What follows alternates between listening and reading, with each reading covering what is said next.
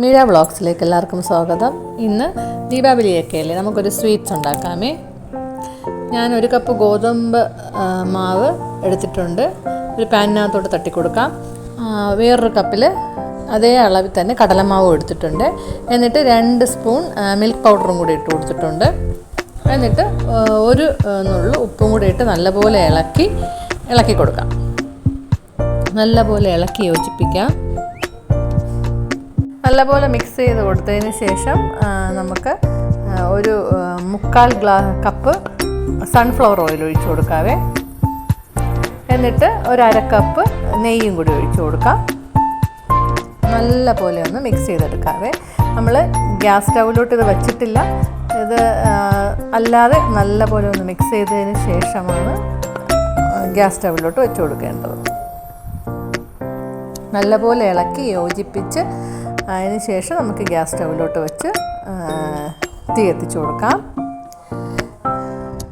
ഈ ഒരു ഫ്ലെയിം ഒന്ന് താത്ത് വെച്ചിട്ട് വേണം ഇതിനൊന്ന് ചൂടാക്കാം. കുറച്ച് കഴിയുമ്പോഴത്തേക്ക് ഇതൊന്ന് ലൂസായി വരുവേ. ഈ എണ്ണയും നെയ്യും എല്ലാം കൂടെ ഒന്ന് ഇറങ്ങി നല്ലപോലെ ഒന്ന് ലൂസായി വരും. ഈ ഒരു പരുവാവും. അപ്പോഴത്തേക്ക് തീ ഓഫ് ചെയ്യാം.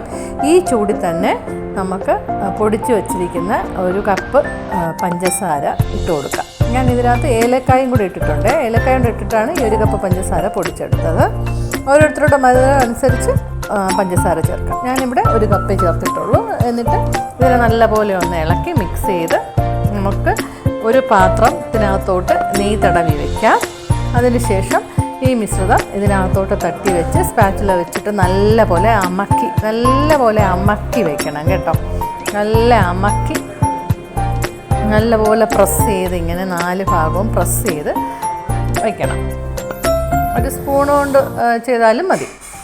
അതിനുശേഷം ഞാനിവിടെ ഇതിനകത്ത് നമുക്ക് കാഷ്നട്ടൊക്കെ പൊടിച്ചിടാം. എൻ്റെ കയ്യിൽ കാഷ്നട്ടൊന്നും ഇല്ലാത്തത് കൊണ്ട് ഞാൻ കുറച്ച് ബദാം ചെറുതായിട്ട് പൊടിച്ച് അതും കൂടെ പുറത്തൊന്ന് തൂവിക്കൊടുക്കേ. ഇത് 1 മണിക്കൂർ കഴിയുമ്പോഴത്തേക്ക് നമുക്ക് കട്ട് ചെയ്തെടുക്കാം. നമുക്കിതിനെ ഒരു 1/2 മണിക്കൂർ വേണമെങ്കിൽ ഫ്രീസറിനകത്ത് വെച്ചിട്ട് ഒന്ന് തണുപ്പിച്ചെടുക്കാം. ഞാൻ ചെറിയ ചൂടോടെ തന്നെ ഫ്രീസറിനകത്തോട്ട് വെച്ചിട്ടുണ്ട്.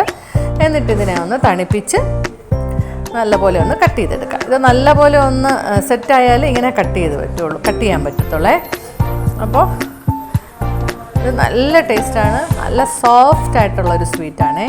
എല്ലാവരും ഒന്ന് ട്രൈ ചെയ്ത് നോക്കണം. ഞാനിത് ആദ്യമായിട്ടാണ് ട്രൈ ചെയ്യുന്നത്. ഇത് ഞാനൊരു യൂട്യൂബിൽ കണ്ടിട്ട് ട്രൈ ചെയ്തതാണ്. അപ്പോൾ നിങ്ങളെയും കൂടെ കാണിക്കാമെന്ന് വിചാരിച്ചു.